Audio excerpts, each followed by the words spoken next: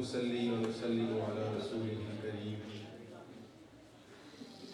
أما بعد فأعوذ بالله من الشيطان الرجيم بسم الله الرحمن الرحيم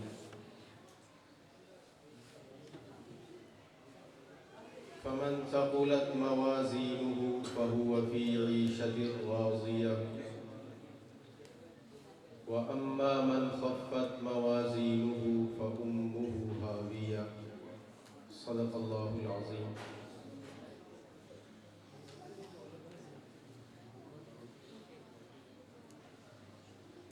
معزز و محترم حضرات، اساتذہ کرام،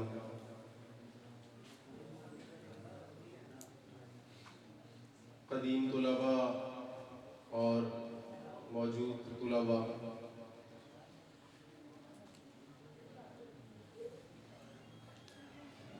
چند منٹ آپ سے گفتگو کرنا چاہوں گا.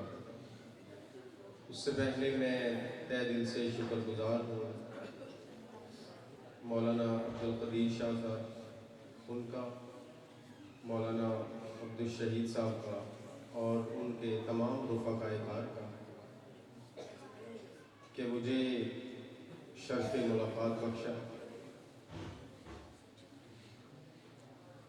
میں نے آپ سے جو باتیں کرنی ہیں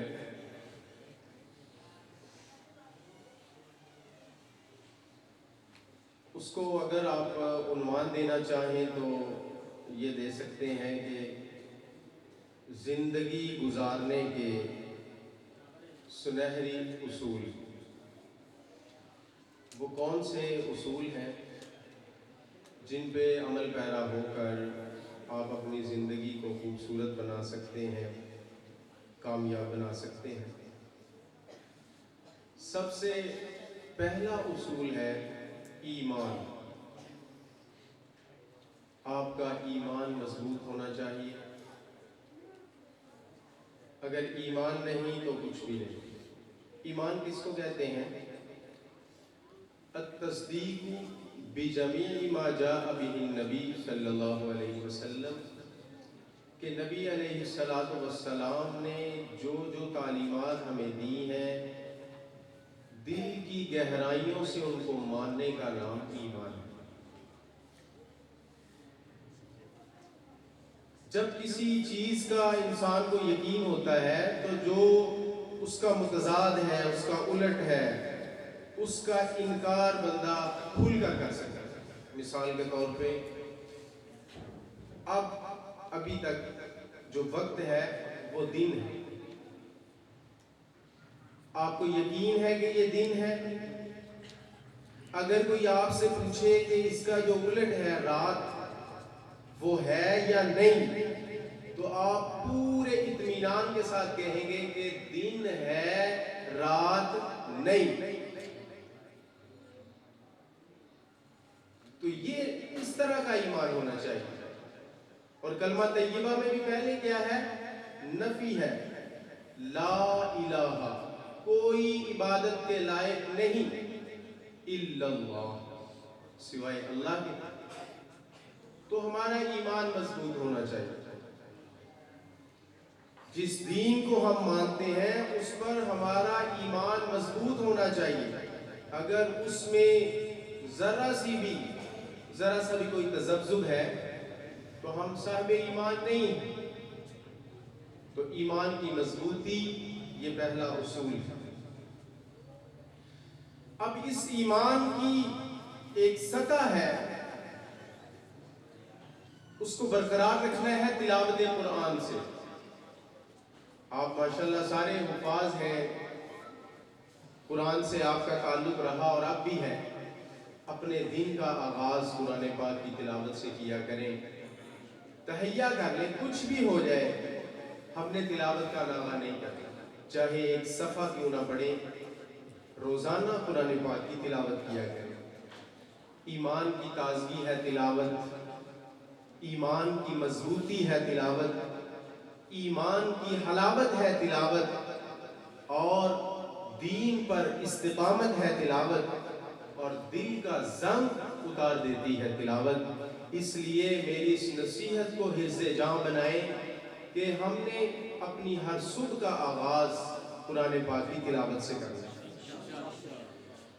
نماز کی پابندی کریں، صلہ رحمی یعنی کہ جو رشتہ داروں کے حقوق ہیں ان سے کبھی غفلت مت برتیے گا۔ اور آپ ماشاءاللہ آپ میں سے اکثر صاحب اولاد ہیں تو اپنی اولاد کی تربیت پر خصوصی زور، اور اس کے بارے میں آپ سے پوچھا بھی جائے گا کہ آپ نے اپنی اولاد کی تربیت کی یا نہیں۔ بخاری شریف کی روایت ہے، حضور علیہ السلام نے فرمایا ان المیت لیعذب ببکاء اہلہ، کہ جب گھر والے بکا کرتے ہیں، روتے ہیں، تو میت کو عذاب دیا جاتا ہے۔ یہاں سوال یہ پیدا ہوتا ہے، مرنے والا مر گیا، اس کا نامہ اعمال بند ہو گیا، اب رو رہے ہیں اس کے گھر والے، عذاب اس کو کیوں؟ علماء نے اس کا جواب دیا ہے کیونکہ وہ تربیت نہیں کر کے گیا تھا، وہ سمجھا کے نہیں گیا تھا کہ ایک دن میں نے بھی دنیا چھوڑ کے چلے جانا ہے، تو میری جدائی میں آہو بکا نہ کرنا۔ تو تربیت اولاد یہ بہت بڑا فریضہ ہے، اولاد کو پیدا کر دینا یہ کوئی بڑی بات نہیں۔ یا ایھا الذین آمنوا قوا انفسکم واہلیکم نارا، اے ایمان والو اپنی اولاد کی تربیت کرو، اپنی اولاد کو رزق حلال کما کر کھلائیں گے تو پھر ان کی تربیت کا، آپ کی ہوئی تربیت کا ان پہ اثر ظاہر ہوگا، ورنہ نہیں ہوگا۔ اپنے بچوں کے لیے بہترین استاد کا انتخاب کریں تاکہ آپ بھی تربیت کریں اور آپ کا جو منتخب کردہ استاد ہے وہ بھی آپ کی اولاد کی تربیت کرے۔ ایک اصول ہے اتق اللہ حیثما کنت، اللہ سے ڈرو جہاں بھی رہو، اللہ سے ڈرو۔ خوف خدا، خشیت الہی یہ بہت بڑی دولت ہے۔ تمام عبادات کا منشا اور جو روح ہے وہ خوف خدا ہے۔ جس بندے کے دل میں خوف خدا ہوتا ہے اس کے جسم سے نکلنے والا ہر عمل درست ہوتا ہے، اور خوف خدا کا مرکز انسان کا دل ہے۔ حضور علیہ السلام نے فرمایا جسم میں ایک ایسا حصہ ہے اگر وہ درست ہو جائے تو پورا جسم درست ہے، اور اگر وہ خراب ہو جائے تو پورا جسم خراب ہو جاتا ہے۔ سن لو وہ دل ہے۔ تو خوف خدا آپ لوگوں کے دلوں میں ہونا چاہیے، چاہے آپ لوگوں کی بھیڑ میں ہو یا تنہائی میں ہو، آپ کی خلوتیں بھی پاک ہوں، آپ کی جلوتیں بھی پاک ہونی چاہیے، ہر حال میں خوف خدا آپ کے سامنے ہو۔ اور سورہ ملک میں کیا ہے؟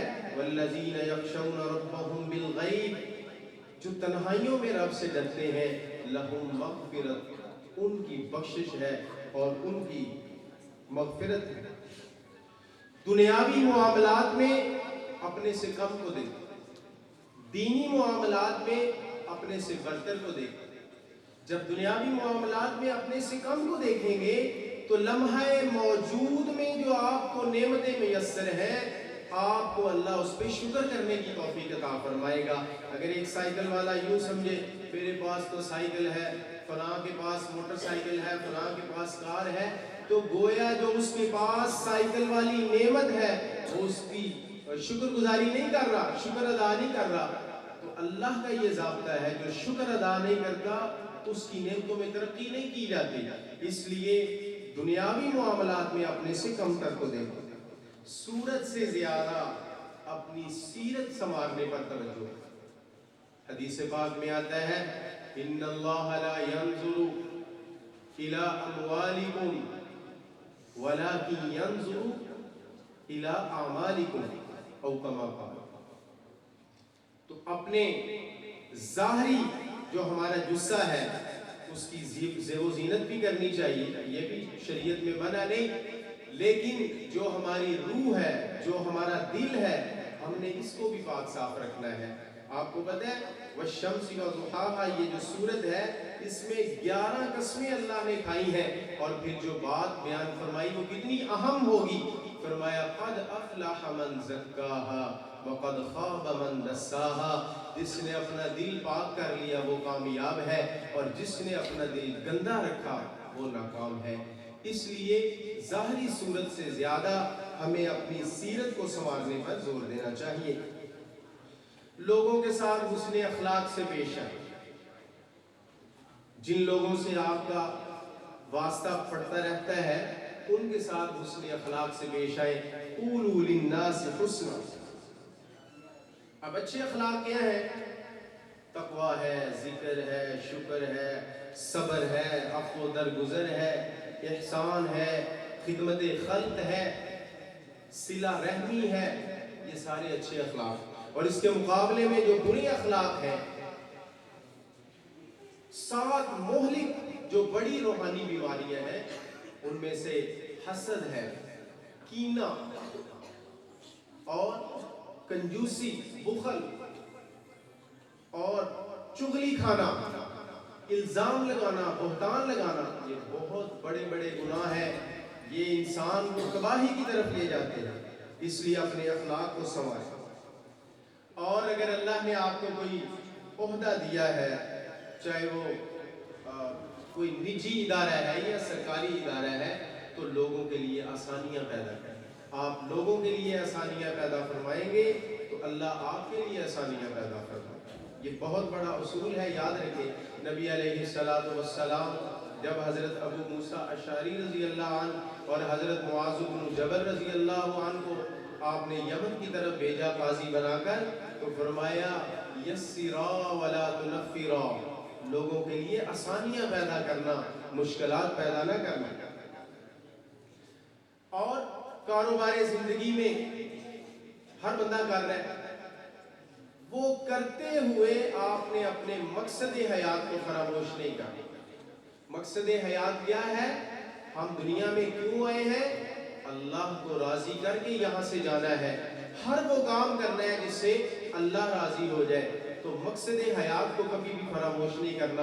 قرآن پاک میں آتا ہے رجال لا تلہیہم تجارہ ولا بیع عن ذکر اللہ، اللہ کے کچھ بندے ایسے ہیں کہ تجارت کرنا، بزنس کرنا، خرید و فروخت کرنا ان کو اللہ کے ذکر سے غافل نہیں کر سکتا۔